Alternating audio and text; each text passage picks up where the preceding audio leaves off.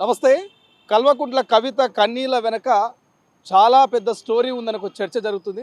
ప్రధానంగా ఆమె పెద్దల సభలో 30 నిమిషాలు మాట్లాడింది. ఆ 30 నిమిషాలు ఏదైతే BRS party alias TRS party ఆనాటి నుంచి నేటి వరకు పూర్తి స్థాయి ప్రస్తావన తీసుకొచ్చింది.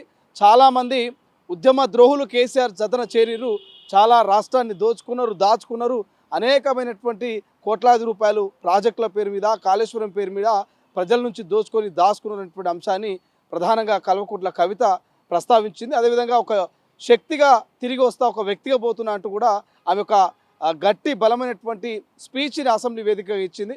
కన్నీళ్లు పెట్టినటువంటి పరిస్థితి కూడా మనకు అనిపించింది. రైట్, ఇదే అంశం మీద మాట్లాడే ప్రయత్నం చేద్దాం. కల్వకుంట్ల కుటుంబాన్ని దగ్గర నుంచి చూసిన వ్యక్తి, బీఆర్ఎస్ పార్టీలో తెలంగాణ ఉద్యమంలో కీలకంగా పనిచేసినటువంటి మాజీ ఎంపీ, కాంగ్రెస్ పార్టీ సీనియర్ నేత, ప్రస్తుతం మనతో పాటున్నారు రవీంద్ర నాయక్ గారు. వారితో మాట్లాడే ప్రయత్నం చేద్దాం. సార్, ఎట్లా చూస్తారు కవిత కన్నీళ్లు 30 నిమిషాల ఎపిసోడ్ మీద మీ కామెంట్ ఏంటి? తెలంగాణ ప్రజలకి ముందుగా నమస్కారాలు, ఉద్యమ అభినందనలు.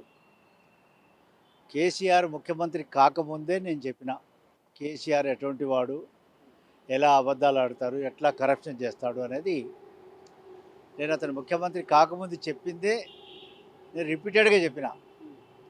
అయినా తెలంగాణ ప్రజలు రెండోసారి కూడా అతనికి ముఖ్యమంత్రిని చేసిండు. చేస్తే జరిగిందంతా 10 సంవత్సరాలు తన పాలనలో చేసిన దుర్మార్గాలన్నీ కూడా నేను ఎన్నోసార్లు రిపీటెడ్గా నేను చెప్పడం జరిగింది. అది ఆ రోజులో నేను నాకు చేసిన ద్రోహానికి, అన్యాయానికి నేను అతన్ని శపించిన. అంటే నా శాపంతో ఏం కాలేవాడు, ముఖ్యమంత్రి అయిపోయినాడు నా శాపంతో. కానీ ప్రకృతి అనేది అదే రోజు చెప్పిన, నా శాపంతో నీకేం కాకపోవచ్చు, కానీ ప్రకృతిని వికటాట్టహాసం చేసి నిన్ను శిక్షిస్తుందని చెప్పేసి నేను ఆ రోజు చెప్పిన.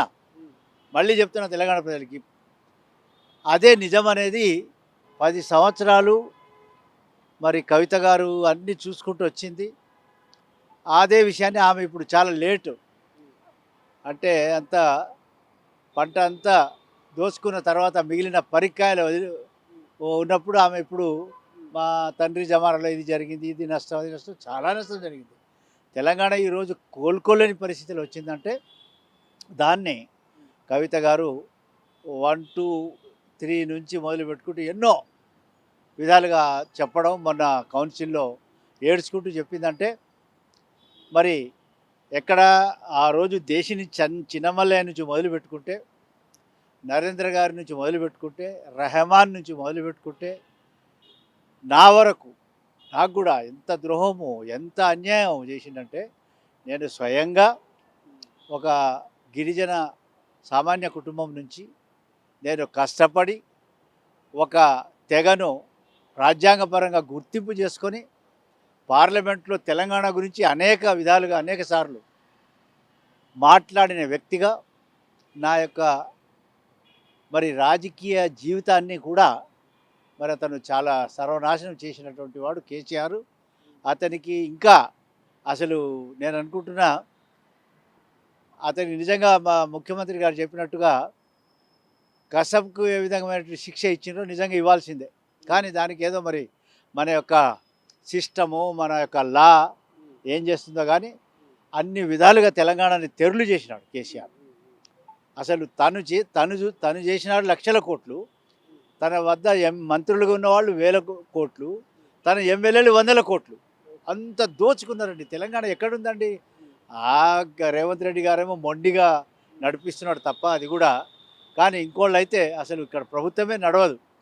ఆ విధంగా చేసిపోయినటువంటి కేసీఆర్ ఈరోజు కవితకు కూడా బాధ పెట్టినందుకే కదా ఇప్పుడు నేను అభినందిస్తున్నా. ఇప్పుడు కనీసం ఇప్పుడైనా అంటే ఆ మచ్చపోవాలంటే, ఇప్పటికీ నీ మీద మచ్చపోదమ్మా, నువ్వు అధికారంలో ఉన్నావు, ఎంబడి ఉన్నావు, నువ్వు కూడా ఎంపీగా ఉన్నావు, నువ్వు కూడా ఎమ్మెల్సీగా ఉన్నావు, మరి అన్నీ చూసుకుంటున్నావు, నీ ముందే జరిగింది.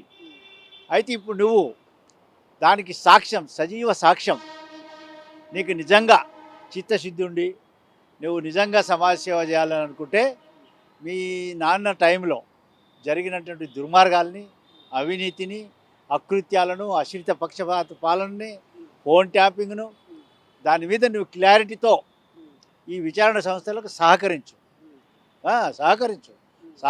వాళ్ళను అసలు బిహైండ్ బార్స్ పెట్టాలా.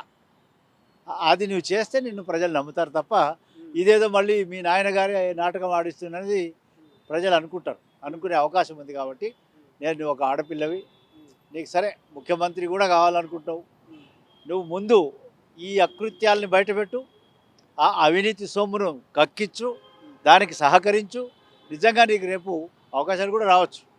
కానీ నువ్వు చిత్తశుద్ధితో చెయ్యి. నీకు అసలు చిత్తశుద్ధి ఉందో లేదో నువ్వు ఇంకా ఎన్నో పరీక్షలు పాస్ కావాల్సి ఉంది.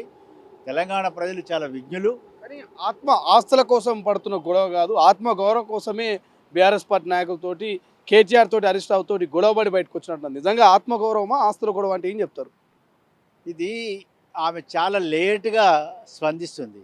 అంత అయిపోయినాక అంత అయిపోయింది, ఇప్పుడు ఏం లేదు. లేని తర్వాత ఇప్పుడు నువ్వు నీకేదో అన్యాయం జరిగింది రాజకీయంగా ఆస్తులు కాకపోవచ్చు, సరే నువ్వు చెప్తున్నావు కాబట్టి నువ్వు లక్ష్మీనరసింహస్వామి మీద మరి ఒట్టు పెట్టుకున్నావు, నీ కొడుకుల మీద ఒట్టు పెట్టుకున్నావు, సరే మేము నమ్ముతాం.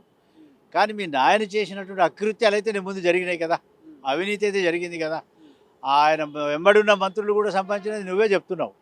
దీన్ని అథెంటికేట్ చేసి నువ్వు అప్రూవర్గా మారు, నో ప్రాబ్లం. నువ్వు గవర్నమెంట్కి సహకరించి ప్రజల సొమ్ము ప్రజలకు ఇప్పించే ప్రయత్నంలో భాగంగా నువ్వు ముందుకు రావాలని చెప్పేసి మరి ఈరోజు నువ్వు నిజంగా నీకు ఇంత బాధ పెట్టినంటే నేను ఒక ఉదాహరణ ఇస్తాను. రెహమాన్ అనే ఎమ్మెల్సీ ఉండేవాడు, మైనార్టీ లీడర్.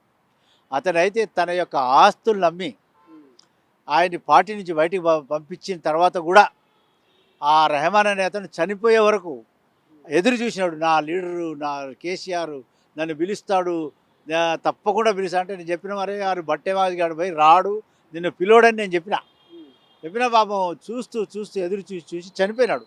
ఆ పాపం ఊరికే పోదు, నా మీద చేసిన అకృత్యాల పాపం ఊరికే పోదు. ఈ రోజున నాకున్న భూములు అమ్ముకున్నాను నేను తెలంగాణ గురించి, అంటే నా ఇష్టంతో అమ్ముకున్నా. నేను ఏదేవరో మెహర్బానీ గురించి మామూలే, నేను తెలంగాణ రావాలని, ఈ గిరిజనులకు కానీ దళితులకు కానీ సబ్బణ వర్గాలకు న్యాయం జరుగుతుంది, మన నిధుల నియామకాల్లో జరిగే అన్యాయాన్ని అరికడతామని చెప్పేసి ఒక గొప్ప ఉద్దేశంతో ఒక సామాజిక వర్గాన్ని గుర్తింపు చేసి తెలంగాణలో మూమెంట్లో నేను 69 నుంచి నేను పనిచేసినటువంటి వ్యక్తిగా నా ఆస్తి పోయింది. ఎన్ని ఎకరాల ఆస్తి అమ్ముండొచ్చు సార్? ఇప్పుడు అది ఎంత, ఎన్ని కోట్ల విలువ ఉండొచ్చు? హైదరాబాద్లోనే మరి దాదాపుగా ఇప్పుడు 100 కోట్ల ఆస్తి. 100 కోట్ల ఆస్తి తెలంగాణ ఉద్యమం కోసం అమ్ముకున్నారు. రోజు 6 ఎకరం దాదాపుగా ఈ మన ఎమ్మెల్యే కాలనీ సాగర్ సొసైటీ పికెట్లో నాకు నేనేదో కష్టపడి సంపాదించింది నా యొక్క ఓన్ డబ్బుతో, నేనేమో ఎక్కడ కరప్షన్ చేయడమో లేక ఇంకెవరో డూప్ చేయడం కాదు. అటువంటిది నేను హైదరాబాద్లోకి వచ్చి 55 ఏళ్ళు, నేను 55 ఇయర్స్ నా రాజకీయ జీవితం. నేను ఇంత కష్టపడి అయినా కూడా రిపీటెడ్లీ నేను ప్రతిసారి ఈ యొక్క తెలంగాణలో ఉన్నట్టు ఒక బంజారాల సమస్యలే కాదు, గిరిజనుల సమస్యలే కాదు, అన్ని వర్గాల సమస్యల గురించి అవగాహన చేసుకొని ఉన్నటువంటి నన్ను మరి అతను ఆ విధంగా చాలా ఘోరమైనటువంటి పరిస్థితి చేసినాడు. కాబట్టి భగవంతుడు ఆయనకి, ప్రకృతి అతనికి ఈ శిక్ష విధించింది. అసలైన తొలి వెలుగు. ఫాలో వాట్సాప్ @తొలి వెలుగు official.